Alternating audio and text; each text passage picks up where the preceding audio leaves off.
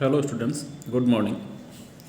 Today we discuss BSc Part 1st, Paper 1st Mechanics, Unit 3rd Oscillations.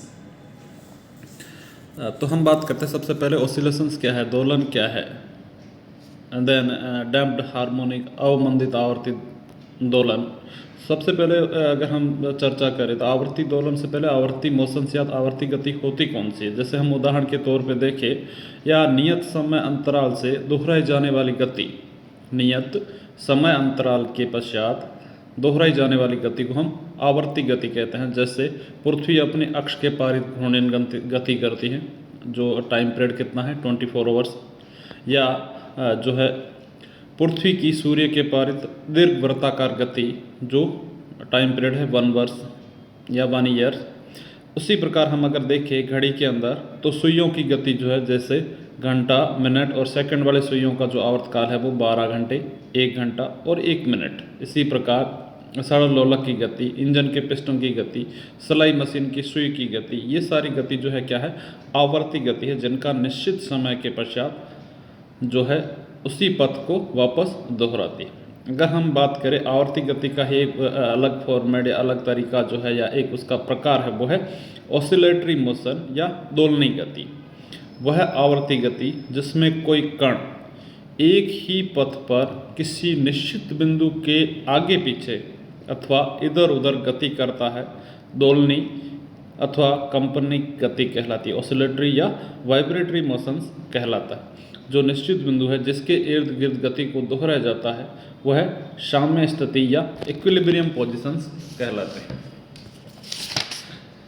दोलनी गति में गति करने वाले कण का साम्य स्थिति O से एक और अधिकतम विस्थापन की स्थिति A तक जाना, A से उसी पथ पर साम्य स्थिति तक वापस आना, फिर दूसरी ओर अधिकतम विस्थापन की ओर जाना तथा पूर्व पथ पर पुनः साम्य स्थिति उसके सेंटर पॉइंट ओरिजिन O पर वापस आना एक दोलन कहलाता है. एक दोलन को पूरा करने में लगा समय दोलन काल या आवर्त काल कहलाता है, जिसको हम कैपिटल T से व्यक्त करते हैं. यदि साम्य स्थिति से किसी एक और कण का अधिकतम विस्थापन दोलन का आयाम कहलाता है या एम्पलीट्यूड कहलाता है.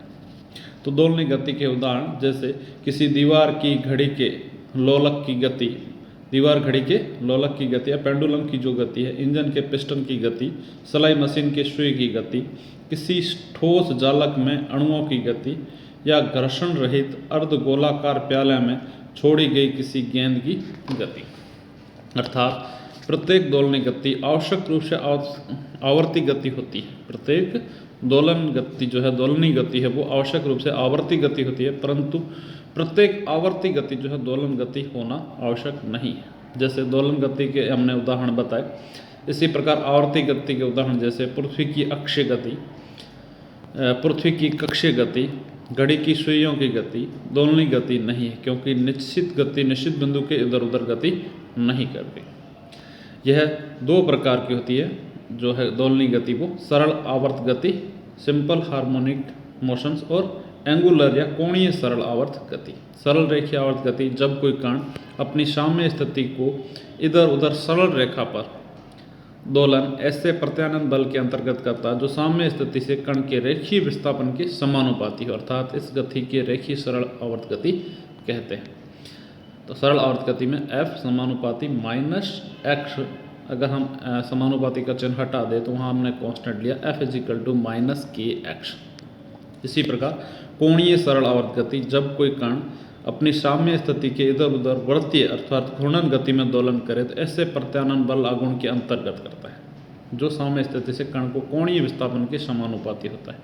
तो इसकी गति जो है वो कोणीय सरल आवर्त गति कहलाती है. अर्थात कोणीय सरल आवर्त गति के लिए प्रत्यानंद बल टो समानुपाती -θ या टो = -c θ, जहाँ c जो है वो कांस्टेंट है.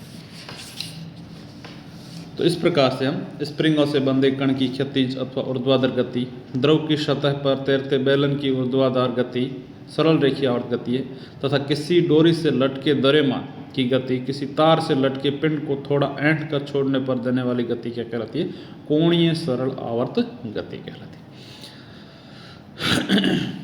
यहाँ हम एक स्वैच्छिक विभव कूप में दोलनी गति के बारे में पढ़ते हैं। Oscillatory motion in arbitrary potential well. माना एक संरक्षी क्षेत्र में, संरक्षी क्षेत्र के मीन्स क्या हो गया, वहाँ पर लगने वाला बल जो है वो संरक्षित रहता है। तो संरक्षी क्षेत्र में कण पर लगने वाला बल निम्न समीकरण द्वारा दिया जाता है। F is equal to minus del u, जहाँ del is equal to minus I del u by del x plus J del u by del y plus K del u by del z. यहाँ जो u है वो संरक्षित क्षेत्र में कण की स्थितिज ऊर्जा है, जो कण की स्थिति का फलन है। अर्थात स्थितिज ऊर्जा u equal to you X Y Z है, तो कण पर प्लस x दिशा में लगने वाला बल F X is equal to minus D you by D X या माइनस यू एक्स वक्र की क्या है, ढाल। तो हम इसको अगर हम एक ग्राफ के द्वारा शो करें तो वक्र जो प्राप्त होगा वो हमें इस प्रकार से होगा। कण की स्थितिज ऊर्जा तथा विस्थापन x के मध्य एक स्वैच्छिक आरेख जो है उसको हमने बताया, जिसे कण का स्थितिज ऊर्जा वक्र कहते हैं। प्लस x डायरेक्शन के अंदर यहाँ जो वक्र है वो एक शो कर रहा था। इसके अलग अलग पॉइंट को हमने small a b c d से शो किया, और यहाँ जो स्थितिज ऊर्जा है उसको हमने कांस्टेंट डॉट डॉट लाइन से शो कर रखा है। तो यहाँ जो इससे वक्र को u स्थितिज ऊर्जा जहाँ पर क्रॉस कर रही है, जिसको हमने p पॉइंट q पॉइंट, और इसका जो मिनिमम ऊर्जा है जहाँ पर जिसको हमने साम्य अवस्था की स्थिति कहा, वो कंडीशन क्या है, x0। तो इससे कुछ पोजीशन पर हमने x डिस्टेंस ली, और इसी तरह उसी डिस्टेंस हमने माइनस x ली। इन्होंने जहाँ वक्र को काट रखा वहाँ 2 पॉइंट्स होकर के b डैश व b डबल डैश। अगर हम इनकी चर्चा करें पॉइंट्स के आधार पर क्या है, तो चित्र में जो दे रखे हैं बिंदु b व d स्थितिज ऊर्जा के निम्नतम बिंदु हैं, तथा c व e उच्चिष्ट बिंदुओं को दर्शाता है। तो उच्चिष्ट व निम्निष्ट की परिभाषा से इन बिंदुओं पर ढाल का मान 0 होगा, अर्थात वक्र पर स्पर्श रेखा x के समांतर होगी। इस स्थितियों को हम संतुलन की स्थिति कहलाती है, जहां बल F जो है वो क्या होगा, 0 होगा। इसी प्रकार बिंदु C व E स्थितिज ऊर्जा के उच्चिष्ट मानों को दर्शाता है। यदि इन स्थितियों से कण को थोड़ा सा विस्थापित कर दिया जाए तो कण की स्थितिज ऊर्जा में कमी के कारण वह एक बल अनुभव करता है, जो कण को प्रारंभिक स्थिति से दूर लेके जाता है। अर्थात C व E अस्थायी संतुलन अवस्था कहलाती है।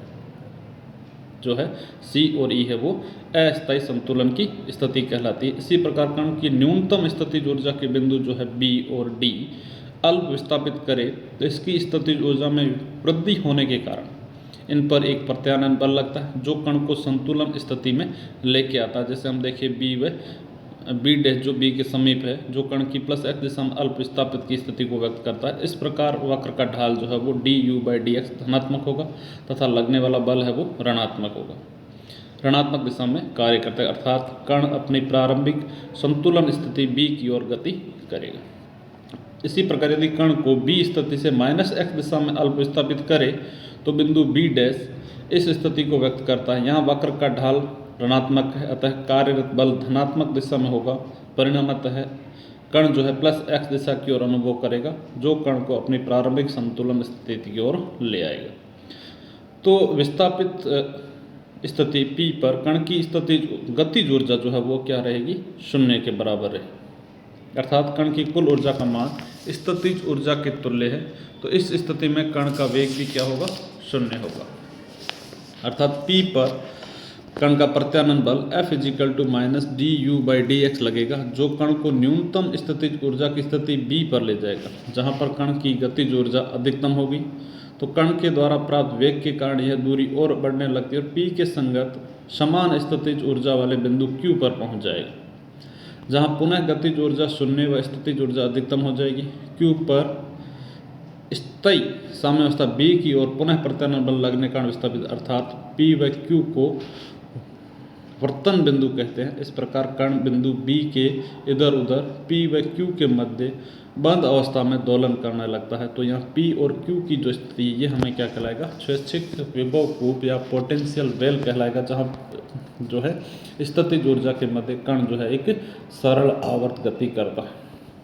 अगर इसको हम मैथमेटिकली प्रूव करें तो, या इसको मैथमेटिकली इक्वेशन के साथ देखो, विभव कूप में कण के साम्य अवस्था से अल्प विस्थापन के लिए कण की गति की विवेचना में बिंदु B डैश पर कण की स्थितिज ऊर्जा ux का साम्य अवस्था B की संगत स्थिति ऊर्जा में हुए परिवर्तन को अगर हम ट्रेवलर विस्तार प्रमेय ट्रेवल एक्सपेंशन थ्योरम द्वारा ज्ञात करें तो स्थिति x पर कण की स्थितिज ऊर्जा को हम निम्न प्रकार लिख सकते हैं ux ux 0 plus ux del u by del x x nought x minus x nought plus 1 by factorial 2 del square u by del x square x x 0 x minus x 0 का whole square plus 1 by factorial 3 del q u upon del x square x minus x 0 cube plus.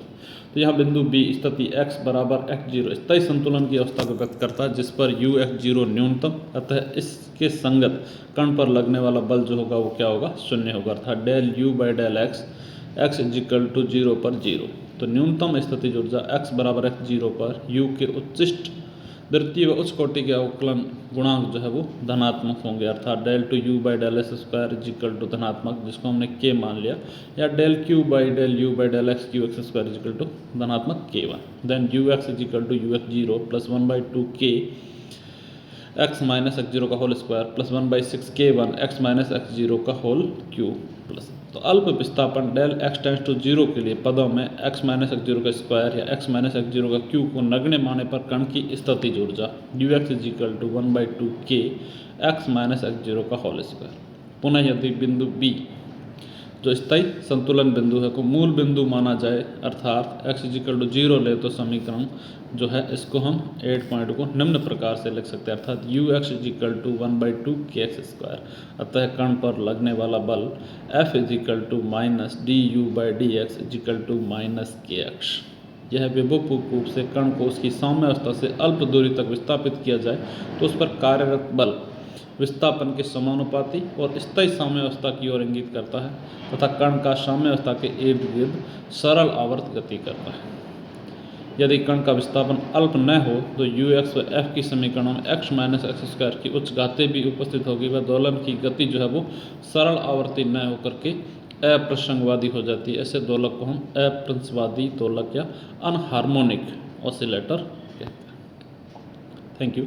Next हम अगले video के अंदर discuss करेंगे।